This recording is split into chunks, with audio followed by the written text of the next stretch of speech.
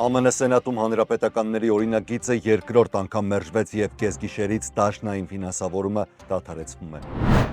Հոլիվուդի աստղ Նիկոլ Քիդմանը 19 տարվա ամուսնությունից հետո բաժանվում է քանթրի երգիչ Քիթ Ըրբանից։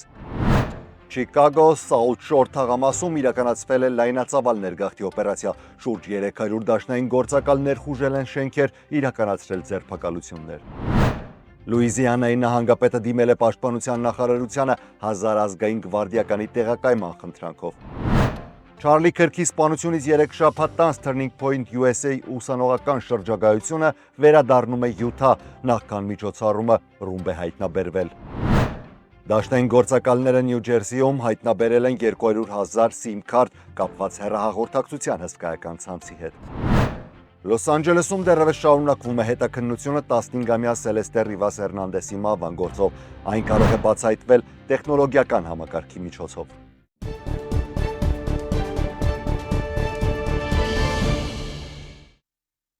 Կրկին ողջույն բոլորին, US Media-ի YouTube-յան ալիքում դուք դիտում եք ԱՄՆ գլխավոր լուրերը։ Կանխավ շնորհակալություն բոլոր նրանց, ովքեր մշտապես հետևում են լուրերը տարածում եւ նոր բաժանորդներ են հավաքագրում մեր շուրջը։ Եվ գիտեք, մի հետաքրքիր փաստ կա, քանի որ թողարկումը երեկոյան ժամը 8-ի համար էր նախատեսված, դեռևս 1 ժամ կար Լոս Անջելեսի ժամանակով, որ կառավարության շատդաունին հասնեինք։ Կարծում եմ այս լուրը ժամանակավրեպ չի լինի եւ մի քանի պատճառներ ունեմ դրա համար, որոնք կթվեմ ընթացքում։ Ամենայն հավանականությամբ այսպես կսեմ, որ կառավարությունը փակվում է։ Միացյալ Նահանգներում 1981 թվականից ի վեր 15-րդ կառավարության փակման նախաշեմին նախագահ Դոնալդ Թրամփը զգուշացրեց կոնգրեսի դեմոկրատներին հայտարարությամբ. Փակման ընթացքում մենք կարող ենք իրականացնել քայլեր, որոնք նրանց համար անդառնալի կլինեն, կարող են կրճատել այնպիսի ծրագրեր ու հնարավորություններ, որոնք նրանք սիրում են եւ որոնց վրա հենվում են։ Սենատի փոքրամասնության առաջնորդ Չակ Շումերը կտրուկ է արձագանքել։ Ահա եւ ապացույցը Թրամփը ինքն է խոստովանում, որ օգտագործում է ամերիկացիներին որպես քաղաքական խաղալիք։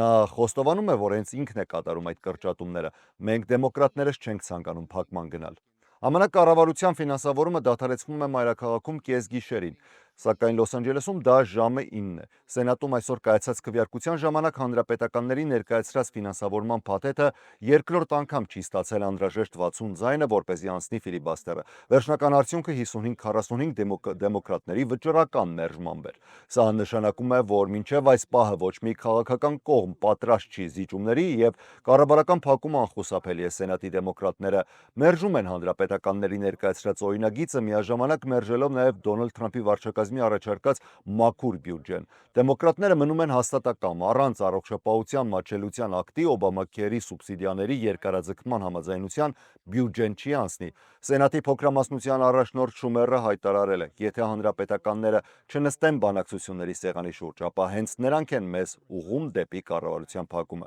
Ամերիկացիները նրանց կդատապարտեն, այսպես է ավարտել Շումերը։ Փակման դեպքում մոտ 750,000 դաշնային աշխատող կհայտնվի արձակուրդում կամ կզրկվի աշխատանքից։ Սպիտակ տան բյուջեի գրասենյակը արդեն հանձնարարել է գործակալություններին սկսել կազմակերպված փակման պատրաստումները։ Երկուսն էլ, թե հանրապետականները, թե դեմոկրատները, պնդում են իրենց ճշմարտացիությունը, իսկ քաղաքական պայքարի մեջ հայտնված պետական աշխատողներն ու ամերիկացի քաղաքացիները կանգնած են անորոշության առաջ։ Սպիտակ տանը եւ կոնգրեսում կայացած բանակցությունները այդպես էլ արդյունք չտվեցին։ Սկզբում նշեցի, որ հավանաբար արդեն շատդաունը ուժի մեջ է, որովհետև Սենատը հայտարարել է, որ այսօր այլևս քվեարկություն չի անցկացնելու։ Հաջորդ նիստը նախատեսված է միայն չորեքշաբթի առավոտյան, երբ արդեն կառավարական փակումը սկսված կլինի։ Սա նշանակում է, որ անգամ եթե կողմերը հաջորդ օրը համաձայնության հասնեն, որոշ պետական կառույցներ ու ծառայություններ գոնե կարճ ժամանակով դադարեցրած կլինեն իրենց աշխատանքը։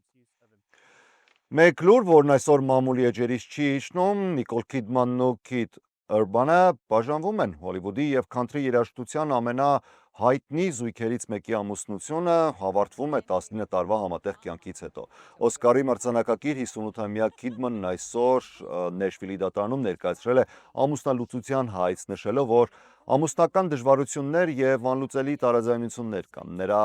57-ամյա ամուսինը քանթրի երգիչ, Գրեմի բազմակի դափնեկիր Քիթ Ըրբանը համաձայնել է բոլոր պայմաններին։ Զույգի երկու դստրերը 17 և 14 տարեկան մնալու են մոր, հիմնական խնամքի ներքո տարվա ընթացքում 306 օր, մինչդեռ Ըրբանը կունենա 59 օր խնամքի իրավունք։ Փաստաթղթերում նշվում է, որ երեխաները կշարունակեն ապրել Նեշվիլում։ Երկու ծնողներն էլ պարտավորվել են չվատաբանել միմյանց և պահպանել կայուն ու սիրով լի միջավայր երեխաների համար։ Ամուսնալուծության փաստաթղթերում ընդգծվում է, որ երկու կողմերն էլ ամսական վաստակում են ավելի քան $100,000 և չեն պահանջելու ոչ ամուսնական, ոչ էլ երեխաների ապահովության աջակցություն։ Զույգի համատեղ ունեցվածքը բաժանվելու է գրեթե հավասարաչափ, յուրաքանչյուրը պահպանելու է իր անունով գրանցված ակտիվները, հեղինակային իրավունքներն ու հոնորարները։ Կիդմանն ու Ըրբանը ծանոթացել են 2005 թվականին Լոս Անջելեսում և ամուսնացել Սիդնեյում 1 տարի անց։ Սա Կիդմանի երկրորդ ամուսնությունն է Թոմ Կրուզից բաժանվելուց հետո, Ըրբանի համար առաջինը։ Թենեսիի օրենքի համաձայն ամուսնալուծությունը վերջնական կդառնա առնվազն 90 օր անց։ Թվում է, թե սերը կարող է հաղթել ամեն ինչի և ամեն մեկի, բայց արի ուտես, որ այն կարող է ոմանց մոտ ավարտվել։ Մի քանի միգրացիոն թեմաներ։ Չիկագոյի South Shore թաղամասում դաշնային ծառայողները իրականացրել են լայնածավալ հատուկ գործողություն։ Այն իրականացվել է մի քանի դաշնային կառույցների կողմից շուրջ 300 գործակալի մասնակցությամբ և համարվում է ամենամեծ ներգաղթի օպերացիա մինչև այժմ Operation Midway Blitz անվամբ ծրագրի շրջանակում։ ԱՄՆ սահմանային պահպանության ծառայության ղեկավար Գրեգ Բովինոն անձամբ էր ժամանել վերահսկելու գործողությունը։ Ականատեսները պատմում են, որ շենքի բազմաթիվ դռներ և պատուհաններ են կոտրվել, որպեսզի ներխուժեն շենք։ Ըստ իրավապահ մարմինների, գործողության ընթացքում ձերբակալել են առնվազն 30 անձ։ Դաշնային իշխանությունները գործողությունը բնորոշել են թիրախավորված ներգաղթի օպերացիա, սակայն մինչև այժմ չեն հրապարակվել մանրամասներ այն մասին, թե ովքեր են ձերբակալվածները և ինչ մեղադրանքներով։ Եվս մեկ լուր այս թեմայի շարունակությամբ Լուիզիանայի նահանգապետ հանրապետական սահատուկ նշեմ Ջեֆ Լենդրին պաշտոնապես դիմել է պաշտպանության նախարար Փիթ Հեքսեդին, խնդրելով Նյու Օրլեանում, Բաթն Ռուժում և Շրիվփորթում տեղակայել մինչև 1000 ազգային գվարդիական մինչև 2026 թվականը։ Նա իր դիմումում շեշտել է բռնության աճը և իրավապահների պակասը, ընդգծելով, որ դաշնային աջակցությունը կարևոր է հատկապես խոշոր մարզական միջոցառումների ժամանակ։ Լենդրին գովաբանել է նախագահ Դոնալդ Թրամփի նախաձեռնությունը, հիշեցնելով Վաշինգտոնում, Լոս Անջելեսում, Մեֆիսում իրականացված տեղակայումները որպես հաջողված փորձ։ Միևնույն ժամանակ վիճակագրությունը ցույց է տալիս, որ Լուիզիանայի մեծ քաղաքներում սպանությունների թիվը վերջին շրջանում նվազել է։ Օրինակ Նյու Օրլեանում 2025-ին արձանագրվել է մինչև այս պահ 84 սպանություն նախորդ տարվա 124-ի համեմատ, ինչը կարող է դառնալ վերջին կեսդարի ամենացածր ցուցանիշը։ Բաթն Ռուժում նույնպես նվազել են սպանությունները, թեև իրավապահներն ասում են, որ ավազակային հարձակումների և բռնությունների թիվը կրկնապատկվել է։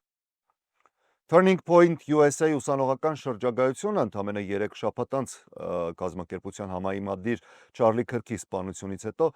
վերադառնում է Յութա։ Այսօր նախատեսված միջոցառումը կազմակերպվել էր առանց առաջնորդի, սակայն ուղիղ նրա թողած ժառանգության հիման վրա։ Միջոցառմանը նախորդել է անվտանգության միջադեպ, համալսարանը ժամանակավորապես տարհանել է մի շենք, երբ հայտնաբերվել է պայթուցիկի նմանվող սարք, որը պայթեցվել է ռումբերի մասնագետների կողմից։ Turning Point-ի միջոցառումները հիմա վերածվել են ոչ միայն քաղաքական հավաքների, այլև հուշ երեկոների արարողությունների, որտեղ աղոթքներով և հատուկ ծրագրերով հարգում են Քրքի հիշատակը։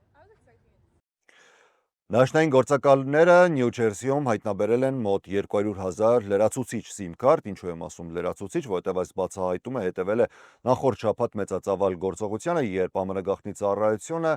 Նյու Յորքի և նրա մերձակայքի մի շարք հասցեներում բացահայտել էր հեռահաղորդակցության հսկայական ցանց։ Ըստ քննիչների, այդ ցանցը կարող էր խաթարել Նյու Յորքի կապի համակարգերը և սպառնալիք ստեղծել ՄԱԿ-ի գլխավոր ասամբլեայի նիստի ընթացքում։ Գործակալները հետաքննությունը սկսել էին դեռևս գարնանը։ Երկու իրավապահ աղբյուրների խոսքով կասկածներ կան, որ ցանցը կապեր է ունեցել նաև չինական դերակատարների հետ։ Մինչև այս պահը որևէ ձերբակալություն չի իրականացվել։ Այդ համակարգերը հնարավորություն ունեին ապահովելու կոդավորված և անանուն կապ, ինչպես նաև 1 րոպեում մինչև 30 միլիոն կեղծ հաղորդագրություն ուղարկելու։ Ըստ պաշտոնյաների, սերվերներն այնքան հզոր էին, որ կարող էին խափանել բջջային աշտարակների աշխատանքը, իրականացնել DDoS հարձակումներ, նույնիսկ արգելափակել արտակարգ ծառայությունների, շտապ օգնության և ոստիկանության կապը։ Ցանցը տեխնիկապես ունակ էր 12 րոպեում հաղորդագրություն ուղարկել ամբողջ երկրի։ Նախնական վերլուծությունը ցույց է տվել, որ ցանցը օգտագործվել է արտասահմանյան կառավարությունների եւ ԱՄՆ իրավապահների կողմից հայտնի մի շարք անձանց միջև հաղորդակցության համար, այդ թվում հայտնի մաֆիայի խմբերի, թմրաբիզնեսի կարտելների եւ մարդկանց ապօրինի տեղափոխմամբ զբաղվող ցանցերի։ Գաղտնի ծառայությունը ներկայումս ուսումնասիրում է յուրաքանչյուր SIM քարտի վրա առկա տվյալները։ Վերջում մեկ դեպք հիշեցնեմ եւ դրա մանրամասներին նորից անդրադառնամ։ Լոս Անջելեսի ոստիկանությունը շարունակում է հետաքննությունը սեպտեմբերի 8-ին Թեսլայի բեռնախցիկում հայտնաբերված 15-ամյա Սելեստե Ռիվաս Հերնանդեսի դիի գործով։ Ավտոմեքենան գրանցված էր, կհիշեք, հավանաբար երգիչ D4BD-ի անունով։ Թեսլա մեքենաները համարվում են ամենաբարձր տեխնոլոգիականներից։ Դրանք համալրված են Sentry Mod համակարգով, որը ներառում է արտաքին եւ ներքին տեսախցիկներ։ Դրանք կարող են գրանցել մեքենայի շուրջ եւ ներսում կատարված ամեն ինչ, ինչպես նաեւ ահազանգել մեքենայի սեփականի տիրոջը շարժի դեպքում։ Մեծ հավանականությամբ իրավապահներն արդեն ստացել են դատարանի թույլատվությունը եւ դիմել են Թեսլային, պահանջելով մուտք գործել տվյալների բազա։ Դրա մեջ մտնում է մեքենայի Event Data Recorder-ը, EDR-ը, որը գրանցում է շարժման, դուռ պատուհանների եւ այլ մանրամասն տվյալներ։ Կալիֆոռնիայի օրենսգրքի 9951C հոդվածը սահմանում է, որ նման տվյալները կարող են տրամադրվել միայն մեքենայի սեփականատիրոջ համաձայնությամբ կամ դատարանի որոշմամբ հիմնավորված հանցագործության հետ առնչություն ունենալու դեպքում։ Հավանական է, որ քննիչները պահանջել են Տեսլայից ամբողջական տեսագրություններն ու տեխնիկական տվյալները քրեական գործի հիմք ստեղծելու համար։ Թեև մեքենայի զննությունը ըստ երևույթին ավարտված է, այն շարունակում է մնալ ոստիկանության պահպանության տակ գործի ակտիվ փուլը հաշվի առնելով։ Այս պահին դեռևս ոչ մեկի պաշտոնապես մեղադրանք չի առաջադրվել։ Հիմա ամենամեծ հույսը Թեսլայի էլեկտրոնային համակարգերի վրա է, որոնք կարող են բացահայտել ճշմարտությունը այս ողբերգական եւ առեղծվածային պատմության մասին։ Այսօրվա համար առանձնացրել էի այսքանը, ես Հարություն Մինասյանն եմ, շնորհակալ եմ ուշադրության համար, առողջ եղեք։